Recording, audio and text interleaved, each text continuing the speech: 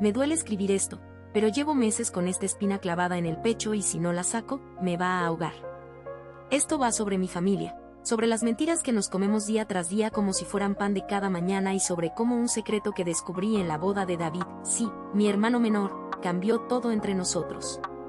No es exageración, pero juro que después de esa noche nada volvió a ser igual. Empezó como una boda cualquiera. Bueno, más o menos. David se casó con Valeria, una chica que conocimos un año atrás y que a todos nos cayó bien al principio. La fiesta fue en una finca a las afueras de la ciudad, ese tipo de lugar con paredes blancas, luces colgando y música que cortaba el silencio incómodo en el momento menos esperado. Yo llegué tarde porque Esther, mi mamá, me llamó llorando desde el baño de su casa insistiendo en que su presión arterial estaba por las nubes. Siempre lo mismo, Luz, eres la única que sirve, el resto solo me sacan de quicio. Como si yo no tuviera mi propia vida. Gerardo, mi cuñado, ya estaba ahí arreglando los detalles del catering, que al final siempre pagamos nosotros porque él está pasando por un mal momento, cuando lo vi discutiendo con Valeria en un rincón. Al principio no le di importancia. Gerardo siempre tiene alguna pelea pendiente con alguien, pero cuando escuché que Valeria le decía algo así como mis papás no van a permitir que esto siga así, me acerqué sin querer. Entre dientes, Gerardo le soltó, no me importa lo que digan tus papás, Valeria. Si me das lo que necesito, nadie más importa. Y antes de que pudiera reaccionar, él me vio y se rió como si no hubiera pasado nada, diciéndome que era una fiesta aburrida y que se iba a otro lado. Yo me quedé helada. No era la primera vez que escuchaba a Gerardo decir algo así, pero siempre lo había achacado a que era un exagerado, a que su matrimonio fallido lo tenía así. Pero esa noche, algo en su tono me erizó la piel.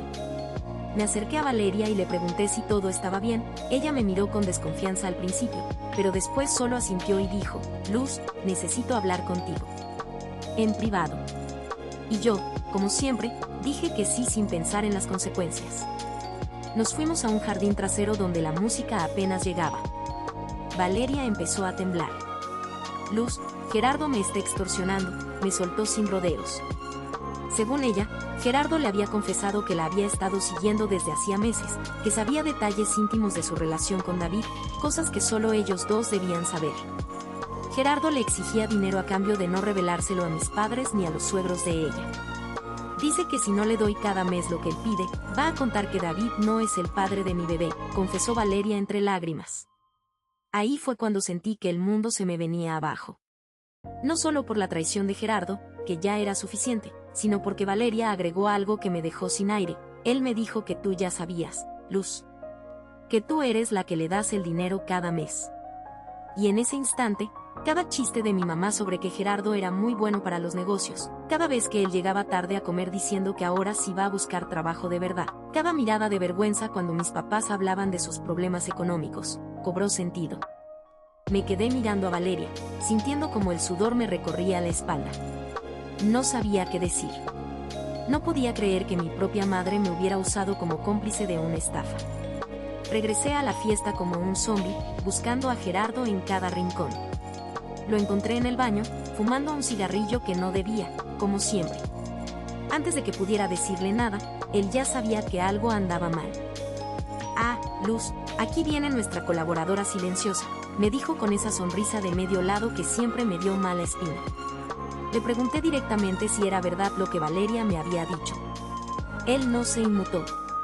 Se encogió de hombros y dijo, mira, Luz, al menos tú cumples. Gerardo está pasando por un momento difícil, pero si sigues apoyándome como hasta ahora, todo va a salir bien. Yo le respondí que eso era una estafa y que David merecía saber la verdad. Gerardo se rió, como si le hubiera contado un chiste. Ah, sí. ¿Y qué crees que va a pasar cuando tu mamá te deje de hablar por esto? ¿O cuando tu papá descubra que su preciado hijo menor no es el padre de la criatura? Ahí sí vas a ver qué es sufrir. Y ahí entendí todo. Esther no solo me usaba para apoyar a su hijo favorito en sus mentiras, sino que me estaba chantajeando emocionalmente de manera indirecta. Cada vez que yo quería salir con mis amigas, ella me recordaba lo incompleta que estaría la familia sin Gerardo. Cada vez que me quejaba de algo, ella me decía lo egoísta que era por no entender que la sangre no se vende. Y yo, tonta de mí, siempre cedía. Esa noche no dormí. Me quedé mirando el techo, escuchando los ronquidos de mi mamá en la otra habitación y pensando en todo lo que había pasado en los últimos años. Como Gerardo llegó a vivir con nosotros después de su divorcio, como mi papá, Gonzalo, sí, mi papá, el de la doble vida, siempre lo defendía diciendo que es familia aunque no sirviera para nada. Como mi mamá se la pasaba llorando en los grupos de WhatsApp familiares, contando mentiras sobre lo mal que les iba económicamente para que todos les enviáramos dinero por ayuda. A la mañana siguiente, me armé de valor. Llamé a David y le conté todo. No sin miedo, porque sabía que esto iba a explotar como una bomba. David se quedó callado un buen rato, pero cuando reaccionó, fue para maldecir en todos los tonos. ¿Y mamá qué dice de esto?, preguntó. Le respondí que Esther era parte del problema.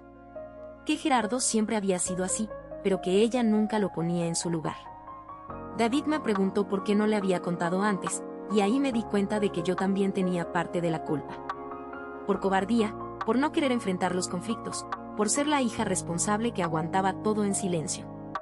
David no lo pensó dos veces. Fue directo a confrontar a Gerardo en la casa de mis papás. Yo lo seguí de lejos, con el corazón a 1000 por hora. Cuando Gerardo vio a David, su sonrisa se esfumó. ¿Qué haces aquí, David?, le preguntó con voz temblorosa. Vine a saber por qué coño le estás pidiendo dinero a mi esposa, le respondió David, y la furia en su voz hizo que hasta yo me estremeciera. Gerardo intentó negarlo, como siempre, pero luego sacó una carpeta con fotos y mensajes que demostraban su chantaje. David se la arrancó y la rompió frente a él. Fue entonces cuando Esther intervino. Llegó corriendo desde la cocina, gritando que estábamos exagerando, que Gerardo era su hijo y que nunca le haríamos algo así. Pero cuando David le dijo lo del chantaje, ella palideció. Gerardo, ¿es verdad?, le preguntó, y por primera vez en años, vi miedo en los ojos de mi mamá. Gerardo, en un último intento de salvarse, se lanzó contra David. Forcejearon, golpes volaron y en medio del caos, Gonzalo, mi papá, entró al salón. Todos se quedaron paralizados al verlo. Ahí fue cuando descubrí la verdad más grande de todas. Gonzalo no estaba en shock por la pelea. Estaba pálido porque también sabía del chantaje. Mi papá, el hombre que siempre me decía respeto a tu familia, Luz, por encima de todo, había sido cómplice en silencio. Esther lo miró con traición en los ojos y le gritó, «Tú también lo sabías». Mi papá no dijo nada. Solo se acercó a Gerardo y lo abrazó, como si nada hubiera pasado. «Todo va a salir bien, hijo», le susurró mientras David y yo nos quedábamos mirándolos, incrédulos. Ese momento me destrozó. No por el dinero, no por los secretos, sino porque entendí que mi familia no era un refugio, sino una jaula. Una jaula donde todos mentían, donde todos se protegían menos a mí. Donde incluso mis propios padres me usaban como moneda de cambio para mantener su falso equilibrio. Regresé a mi casa esa noche con David. Le conté todo lo que había descubierto en estos meses de silencio. Que mi papá no solo sabía del chantaje de Gerardo, sino que él mismo me había presionado para que les diera dinero a escondidas de David y de mí. Que Esther, en sus llamadas dramáticas al grupo familiar, nunca decía la verdad, solo inventaba historias para que todos sintiéramos lástima por ellos. «Mira, hijos, Gerardo está a punto de conseguir un trabajo», decía mientras le pasaban 5,000 pesos por Mercado Pago. Gonzalo tuvo un accidente laboral, decía cuando en realidad mi papá estaba gastando el dinero en sus citas con su amante del gimnasio. David se quedó sin palabras. Después de un rato, solo me abrazó y me dijo, «Luz, ¿por qué no nos lo contaste antes?». Y yo solo pude llorar y decir que tenía miedo. Miedo de que me llamaran egoísta, miedo de que la familia se deshiciera, miedo de quedarme sola. Pero esa noche entendí que ya estaba sola. Que nunca había tenido una familia que me protegiera, sino una que me explotaba. Al día siguiente, rompí el silencio. En el grupo de WhatsApp familiar, escribí un mensaje sin filtros. Conté todo, el chantaje de Gerardo, la complicidad de mi papá, la manipulación constante de mi mamá. Les dije que ya no iba a ser su banco personal, que no iba a callar más por miedo a ser la mala de la familia. Y que si querían seguir viéndome, aceptaran que Gerardo se fuera de la casa de mis papás y que mi papá asumiera las consecuencias de sus mentiras. El grupo se volvió loco. Mi mamá me llamó llorando, diciendo que era una traidora. Mi papá me suplicó que lo borrara del grupo porque no era el momento. Gerardo me amenazó con demandarme. pero por primera vez en años, sentí que respirar sin esa carga era posible. Al final, las cosas cambiaron. Gerardo se fue a vivir con unos amigos, mi papá tuvo que enfrentar sus deudas y su doble vida, y mi mamá, bueno, mi mamá sigue siendo dramática, pero ya no puede controlar todo con sus llantos. Yo, por mi parte, decidí poner un límite. Empecé a trabajar en algo que me apasiona, algo que no tenía que ver con salvar a mi familia de sus propios errores. Y aunque al principio fue difícil, ahora duermo tranquila. A veces me pregunto qué hubiera pasado si no hubiera ido a esa boda, si no hubiera escuchado lo que Gerardo le decía a Valeria. Pero ahora sé que las mentiras tienen un precio. Y el mío ya fue pagado con creces. Si tuvieras que tomar esa decisión, ¿qué harías tú? Cuéntame en los comentarios.